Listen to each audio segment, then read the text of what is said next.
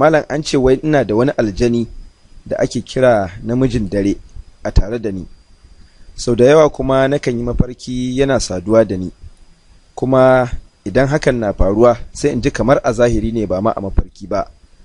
Shin zan riƙa yin wanka ko kuwa sai lokacin da mani ya fita ne kawai zan yi wankan? Kuma dan Allah malam ka taimake ni da addu'o'in da zan riƙa yi domin Allah ya raba ni da shi. To lalle akan samu larura irin wannan na aljanu, duk da masu magunguna suna musu suna iri-iri, sai dai a shari'a bata zo da wani suna ba.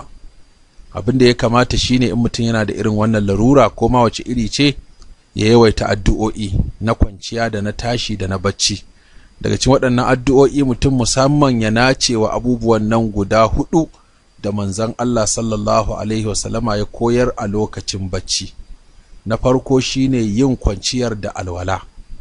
Na biyu karanta qul huwallahu da falaki da nasi a tofa a hannu a shafe jiki, a yi haka hasso 3.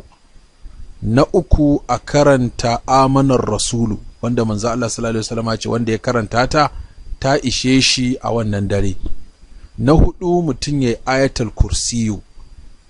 To waɗannan 4 ma mutum yayi ya isa. In yana da lokacin da zai ƙara da tabarakal ladzi bi yadihi almulku wa huwa ala kulli shay'in qadir, suratu tabara zuwa ƙarshe yayi. Amma in aka lazamci waɗannan, insha Allah za a dinga samun sauki daga irin waɗannan matsaloli da ake fuskanta. Shari'a ta bambanta abin da ka gani a farke da kuma abin da ya faru a mafarki. Idan abu ya faru a mafarki, mutum ya farka ya gama ni a jikinsa, ko ya tuno mafarki ko bai tuno ba, wajibi ne ya yi wanka. Amma idan saduwa ta faru a mafarki amma aka farka ba a gama ni ba, to wannan ba za a yi wanka ba. Saɓanin kuma abin da yake a farke, in a farke ne mace ta ga ana saduwa, aka sadu da ita, ko mani ya fita ko bai fita ba, wajibi ta yi wanka. Da haka wannan shine bambanci tsakanin abin da aka gani a mafarki da abin da aka gani a farke. Shi mafarki dole sai wani abu ya fita kafin a yi wanka. Shi ko a farke, ko abin ya fita ko bai fita ba, wajibi a yi wanka, mutukar dai an samu saduwa.